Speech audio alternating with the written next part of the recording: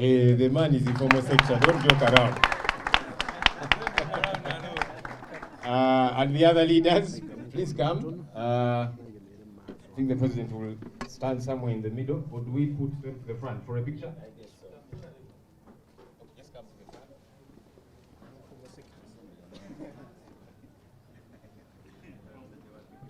Power, people power, everywhere, NUP.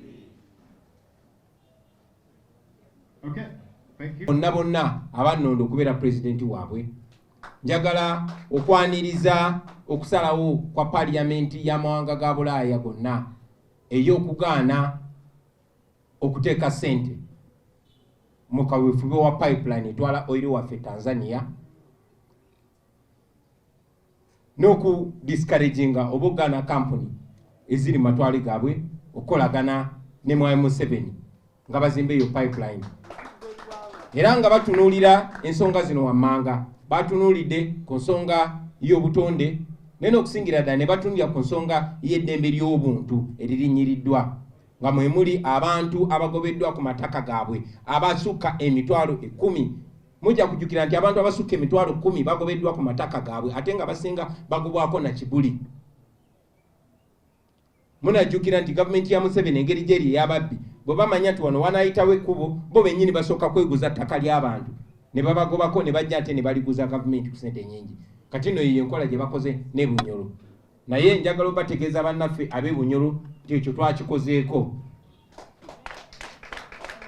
Museveni yavaayo n'ategeeza nti oil bubwe era nga bw'abadde akola ku by'obugagga by'ensi ebisinga. Mulaba Golodi kati ye na famire ye be bamusuubula naye nga bamuyita Golodi wa Uganda. So tumaze ebbanga basebo ne banyabo nga tubagamba fe omulimu gwaffe tugenda kusala buli kakutu buli kasiwa akaleeta ssente mu nsawo za Museveni. Kyandibadde kyabulabe nnyo Museveni bw'akwata ku ssente zaffe ez'amafuta tuba tugenda kufuuka nga North Korea baba tebakyalina kye bamugamba. Katwagadulane ne Museveni ng'ali yala. So Mwai Museveni tukutegeeza nti tewali bya pipeline. Gwe kubadde omulimu gwaffe njagala okwebaza bannaffe bonna ab'omu diaspora owakaweefube abeekakasiza abeekyanza abawandiisa amabaluwa abagenze ne boogera ku platform ez'enjawulo mugende mu maaso. Si kyakyama kye tubaddengako. Tubaddenga tusaba nati okusibwa ku Museveni n'abo bakozesa. Yes, basiba kubamu bakandiho n'abalala ne twagala Museveni ne mutabani we n'abalala. Tuze tusaba amawanga ga Bulaaya gonna agavujirira Uganda ensimbi okulekerawo okuwa Museveni ssente z'akozesa okutta abantu. Tuli basanyufu ndiyo step twagituuseeko naye twagala ne step endala. Mukimanyi nti Museveni twamutwala mu International Criminal Court. Twagala n'ekiwandiiko ekirala kifulume nga kiragira Museveni mu kuba jeke wonna we bamusangira. Bye tulimu bya ddala abasebo ne bannyabo. Tuli mu lutalo. We are at war. Ekyenjawulo nti ffe tetulwanyisa biri bye mwalabye. Ekyenjawulo nti ffe tetulwanyisa basebo ne bannyabo. Temu. We don't use violence. But we are going to use all moral angles to make sure we stop Museveni. So, awo tutandika butandisi. Musaba, katandika butandisi. Era njagala mwenna bakulembeze bannange mugende mu maaso nga munnyonnyola bannayuganda nti oyo oiro waabwe okustopinga Museveni okutwala oiro waabwe tekuba kustopinga okulaakulana. Uganda ngagga naye bannayuganda baavu kubanga atufuga mubbi.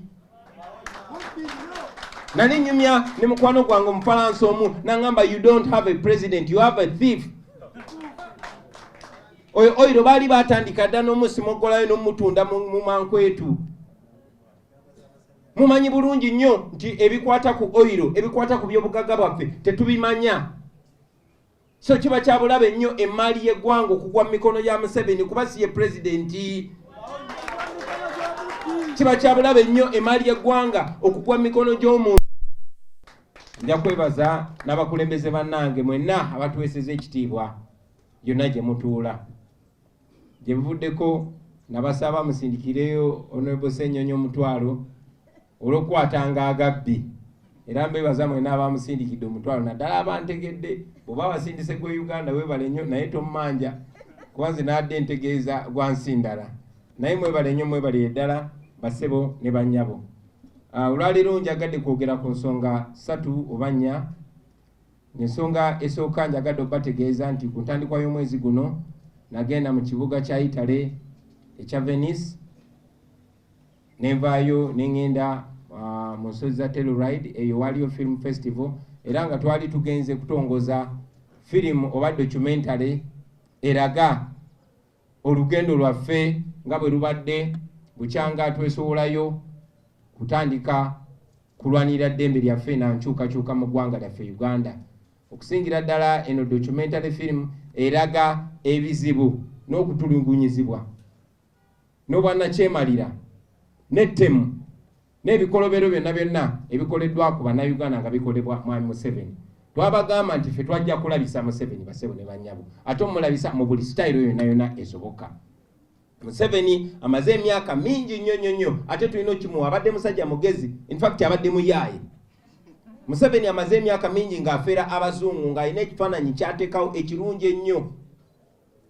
Kuba okusooka yajja ayogera ebigambo birungi nnyo nga bwe tuze nga tugamba newankubadde yali tabitegeeza. Naye yagenda n'afeera abazungu bonna ne bakkiriza. Clinton yatuuka n'omuyita nti tuwafunye omugigi omupya ogw'abakulembeze b'Afrika. Bw'atyo basobodde otufugira emyaka 36. Nga bw'agenda eri ebweru bamanyi buli kimu kirungi e Uganda. Ng'akozesa ssente z'omusolo nnyingi nnyo, biliyoni ne biliyoni okusasula zi kampani ezo ezikuba obulango. Nga yeekubira obulango ng'alinga Coca-Cola. Abantu bangi nnyo amawanga mangi nga gayiwa ssente mu Uganda nga tegamanyi nti gaziwa mutemu, tegamanyi nti gasasulira kutemula bannayuganda. Naye kya mukisa nti twasobola okukola firimu eno era buli agirabyeko n'agenda ogirabako ajja kulaba ettemu lya Museveni.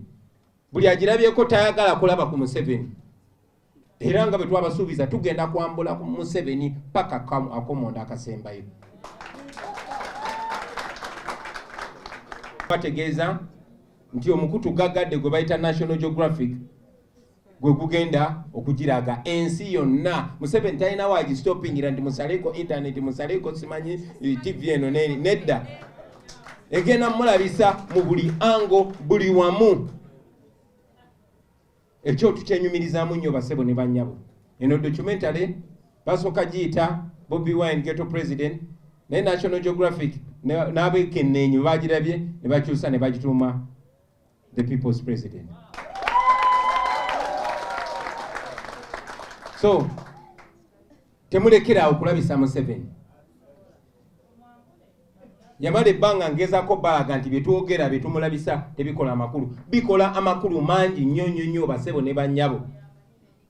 Tuli mu lutalo ate ekyokulwanyisa kye tusinga okuba nakyo ekyamaanyi ye kamera. Tumulabisiza tugenda maaso n'omulabisa yalimanya kyalituwa. Ensonga ey'okubiri bassebo ne bannyabo mu kutongoza eyo documentary nga ndi wamu ne bakulembeze bannange okuva e Ghana, okuva e Tanzania n'okuva e South Africa. Twagenyiwaddeko mu bugenyi obutongole mu ggwanga erya Ukraine eriri mu lutalo kati. Teweebuuza ngeri ki gye twatuuseeyo kubanga ensalo zonna nzigale tewali nnyonyi eyingirayo. Naye bwe tubagamba nti tetuli ba bulijjo ekyo kyetutegeeza bassebo ne bannyabo. Twasinkanye abakulembeze bangi, bingi mwabirabyeko, bingi mubindekere. Naye okubazaamu essanyu essuubi abannansi ba Ukraine beerwanyeeko. Bonno kati beerwanako na byakulwanyisa tetunaba kutuuka waawo nga bwagambye. Twayagadde nnyo n'okutangaaza mmwe bannayuganda bannaffe n'amawanga ga Afrika kubanga munakkiriziganya naffe nti mu Afrika amawanga agamu naddala agafugibwa bannakyemalira gakwatagana ne Putin kubanga era bannakyemalira bo bakwatagana nnyo. Gakwatagana ne Putin kubanga abawa ebyokulwanyisa bye bakozesa okufufugaza n'okunyigiriza abantu baabwe ebiseera ebisinga nga tataddewo condition za ddembe ly'abantu oba ebifaanana ng'ebyo. Yensonga lwaki abamu bo bawagira Putin ate abalala ne batalonda na kulonda. Naye nyina essanyu bategeeza nti abantu abasinga mu Africa bayimiridde n'abantu ba Ukraine kubanga bakkiririza mu buli nsi yonna yonna okuba n'eddembe lyayo okusalawo wa gyeyagala okugenda, okusalawo engeri gyeyagala okutambuzaamu embeera zaayo. Abamu baavuddeyo ne bagamba nti okukolagana ne Ukraine tuba tetuyambye abo abayimirira naffe. Munajjukira nti mu myaka egy'enkaaga n'egy'ataano nga tulwanirira eddembe lyaffe, nga tulwanirira obwetwaze, ensi eya Soviet Union mu biseera ebyo yayimirira naffe. Basebo ne bannyabo ebiseera ebyo Ukraine yali emu ku nsi ezaali zimakinga Soviet Union nga tenaba kwekutulako. Era munajjukira nti ebitundu 4 ku buli 100 abasirikale abali ku ludda lwa Mandela abaali balwanyisa abazungu, ebitundu 4 ku 100 babatendekera Ukraine. Ndowooza mulaba Ukraine bwekwatagana n'okutendeka abantu naddala abalwanirira eddembe lyabwe. So eyo nno yemu ku nsonga ennyingi lwaki twagenze okwatagana ne bannaffe abali mu Ukraine. Babatumidde nnyo, omukulembeze wa Ukraine yabatumidde nnyo, n'abo abakola ku mizinga nabo babatumiridde ddala.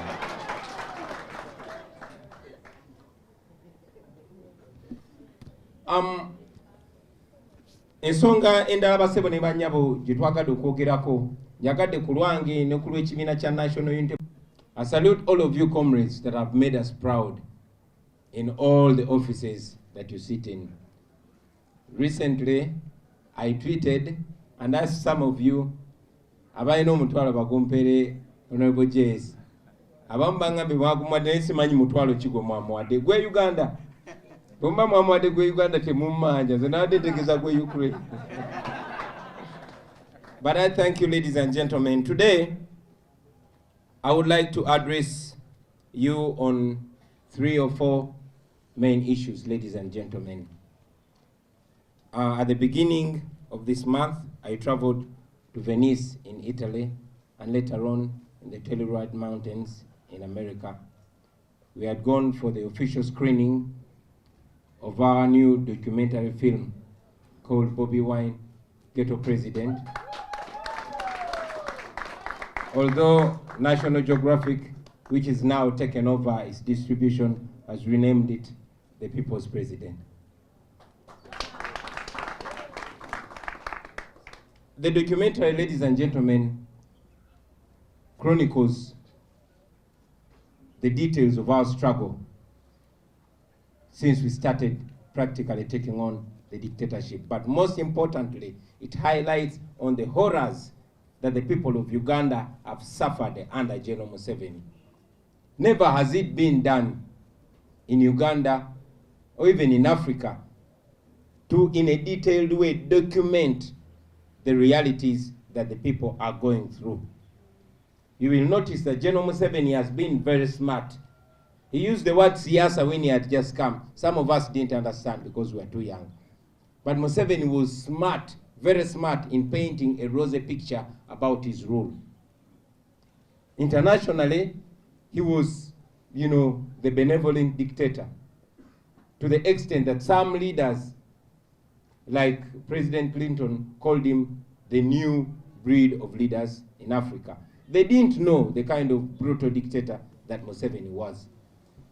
And you'll agree with me that in this movie, in this documentary, we've been able to unmask Museveni and his dictatorship. We've been able to show the true picture of Museveni. I'll also inform you that Museveni spends billions of taxpayers' money paying lobbyists in America and Europe to paint a glossy picture of his rule. Many were shocked to see the real picture of Uganda under Museveni. So I want us to once again congratulate ourselves because we were able to show the world the realities that nobody would have seen otherwise. And I believe that this is the biggest assault on Museveni's fake image that he had painted across the world. From launching that documentary, I proceeded to visit Ukraine. I went along with comrades from Ghana, from Tanzania, and from South Africa. We went to witness firsthand the situation in Ukraine and how people are faring since the Russian invasion. Ladies and gentlemen, I and many other people that believe in freedom and independence, we believe that Ukraine, like all other countries, deserve freedom, deserve independence. The same way we support countries like South Sudan, countries like Somaliland, we support Ukraine to remain free from dominion and to remain independent. Although some African countries, and particularly those that are ruled by dictators, have come out to stand with Russia, I want to make it clear that this is not a war of Russia, this is a war of Putin. Many of the Russians actually disagree with this war, but like Uganda, many of them cannot protest, they get arrested. You know, dictators always stand with each other. That is why mainly the dictators in Africa either abstained from voting or outrightly supported Putin. Why? Because they relate with Putin at a personal level. They get their favorite toys, their favorite tools of suppression, that is weapons, from Russia. And therefore, they are, conditioned to stand with Russia, ladies and gentlemen. We must not forget that the Russian narrative has sunk so much in Africa. We salute the Soviet Union for standing with us in our struggles against colonialism. But I must remind you that Ukraine was also part of the Soviet Union when we were fighting colonialism.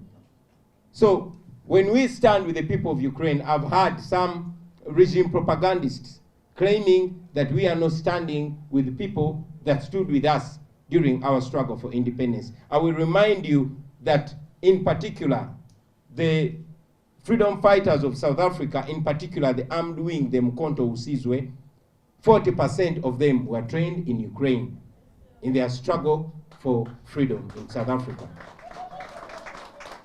Therefore, by standing with Ukraine, we are not only standing on the right side of history. We are not only doing the right thing, but we are actually returning a favor.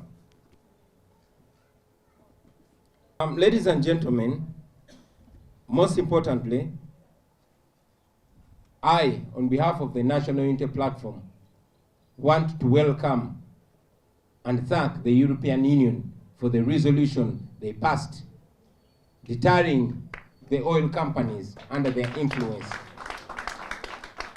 from supporting the East African crude oil pipeline. And we are glad that they cited the issues clearly, issues of gross human rights abuses and gross, environmental abuses. For a long time, ladies and gentlemen, we have been calling upon the international community to stop being the wing beneath Museveni's wing. We've been asking them to stop standing with dictator Museveni.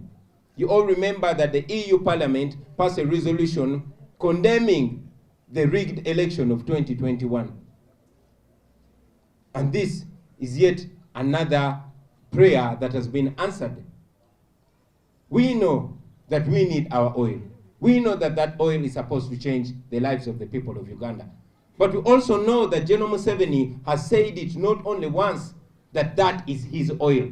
We tell Museveni, that is not your oil, that is our oil. It will be betrayal, it will be a disservice to the people of Uganda if the world's democracies stood with a dictator who is only using the resources of Uganda to enrich himself and to subjugate the people of Uganda. We therefore welcome that resolution, and we want even more. We've been calling for sanctions. And it's at this time that I want to salute our diaspora teams and all Ugandans that have added their voices on our calls. We called for sanctions for Museveni and all those that he uses to oppress Ugandans. We got some sanctions against the likes of Abel Kandiho. We welcomed them, but that was not enough. We want sanctions against Museveni and his son as well. We have got, you know, a good sign from the EU, but we want more. Just yesterday we learned that iPod is also packing up. We've been telling iPod that for us we are not Museveni's friends. We are not interested in having tea and taking pictures with him, because that is, in a way, you know, legitimizing his rule. So we are thankful that iPod also saw what we want, but we want more. You know that we took Museveni to the International Criminal Court. We are looking forward to a day when the International Criminal Court will also sanction Museveni, his son, and all those murderous people that he uses to kill the people of Uganda.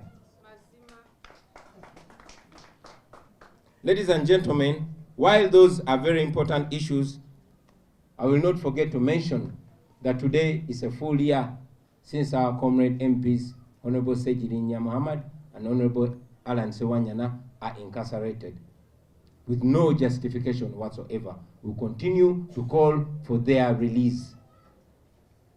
Also, ladies and gentlemen, you all have seen that there is a new wave of abductions, gross human rights abuses, and I expected everybody to raise their voice on that.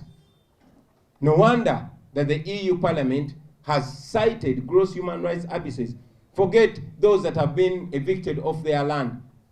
Over 100,000 people have been evicted from their land, especially in the Bunyoro region, and in most cases violently, to apparently pave way for the pipeline. Now, any government that thinks development does not include the well-being of people and respecting their fundamental rights, that's a wrong government, ladies and gentlemen. Finally, I will also of Uganda that are suffering in the diaspora. Our brothers and sisters, many of them have had their organs taken away. Many of them have been abused sexually and otherwise. But as we speak now, more than 1,000 Ugandans are stuck in the diaspora. Now, I saw this Deputy Speaker of Parliament, Taebwa, claiming that for the EU to stop the construction of the oil pipeline, the crude oil pipeline, is an act of neocolonialism. I looked at this man and I couldn't find the right description for him. All clad in colonial outfits, putting on those silly wigs that he does not even know what they mean. But he's calling out neocolonialism. Every dictatorship always pulls out the Pan-African card. This is the time the Tinyefuzas of this world are talking about Pan-Africanism. When you do not stand with their fellow dictator, Putin, they call you, they say you're not a Pan-African. But these are the so-called Pan-Africans that have seen our brothers and sisters facing racial segregation in China in the wake of the COVID-19 pandemic. Myself and other Pan-Africans offered a plane to repatriate them back home. But Museveni's regime denied us landing space to bring our brothers and sisters back home. Today, our black brothers and sisters are facing oppression in the Arab countries. They are stuck, they just want to come back home. Museveni can afford to use Uganda's money to take his daughter to Germany to give birth. They can afford to put one person on Uganda's plane to go for treatment, but they cannot afford to bring back our brothers and sisters that are suffering in the diaspora. That is why, in our little abilities, we have decided to stage concerts in various places so that we raise funds to bring back these our people from those areas where they're suffering. I thank you very much, ladies and gentlemen. Katika mbyogere mu Luganda.